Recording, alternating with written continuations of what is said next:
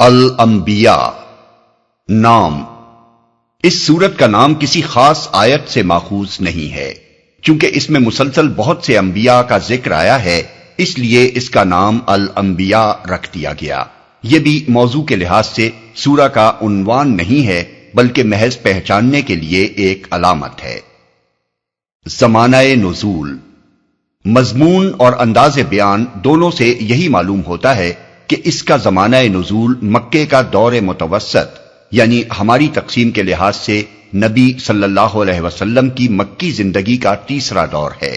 اس کے پس منظر میں حالات کی وہ کیفیت نہیں پائی جاتی جو آخری دور کی صورتوں میں نمایاں طور پر محسوس ہوتی ہے۔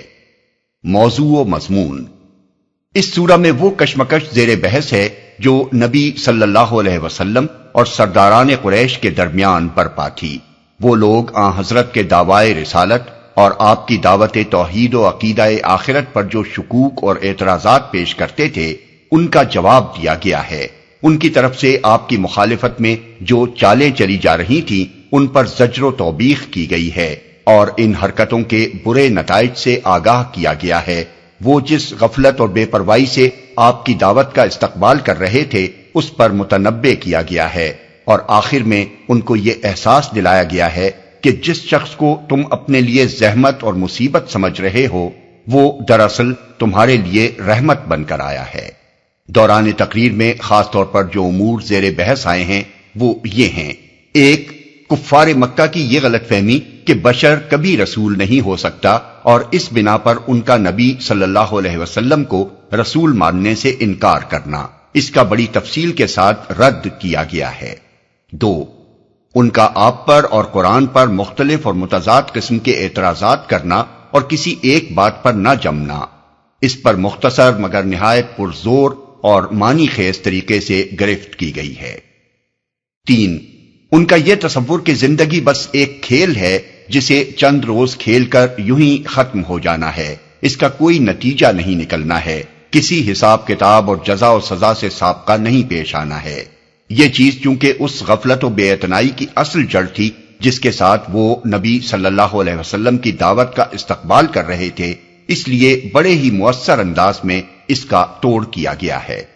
چار، شرک پر ان کا اصرار اور توحید کے خلاف ان کا جاہلانہ تعصب، جو ان کے اور نبی صلی اللہ علیہ وسلم کے درمیان اصل بنائے نزاع تھا، اس کی اصلاح کے لیے شرک کے خلاف اور توحید کے حق میں مختصر مگر بہت وزنی اور دل نشین دلائل دیے گئے ہیں۔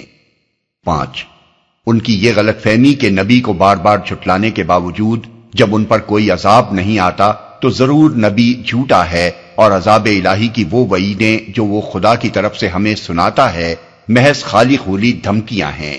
اس کو استدلال اور نصیحت دونوں طریقوں سے رفع کرنے کی کوشش کی گئی ہے۔ اس کے بعد انبیاء علیہم السلام کی سیرتوں کے اہم واقعات سے چند نظیریں پیش کی گئی ہیں، جن سے یہ سمجھانا مقصود ہے کہ تمام وہ پیغمبر جو انسانی تاریخ کے دوران میں خدا کی طرف سے آئے تھے، انسان تھے، اور نبوت کے امتیازی وصف کو چھوڑ کر دوسری صفات میں وہ ویسے ہی انسان ہوتے تھے جیسے دنیا کے عام انسان ہوا کرتے ہیں۔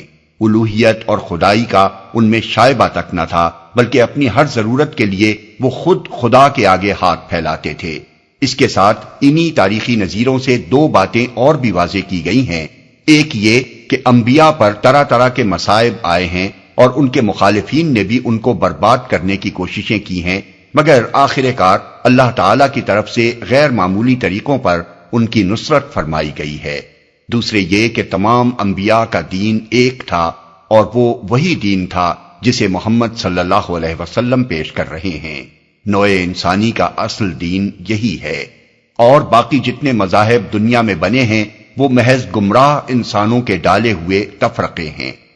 آخر میں یہ بتایا گیا ہے کہ انسان کی نجات کا انحصار اسی دین کی پیروی اختیار کرنے پر ہے۔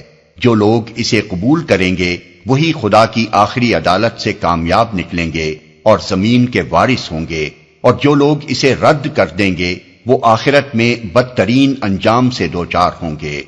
اللہ تعالیٰ کی یہ بڑی مہربانی ہے کہ وہ فیصلے کے وقت سے پہلے اپنے نبی کے ذریعے سے لوگوں کو اس حقیقت سے آگاہ کر رہا ہے۔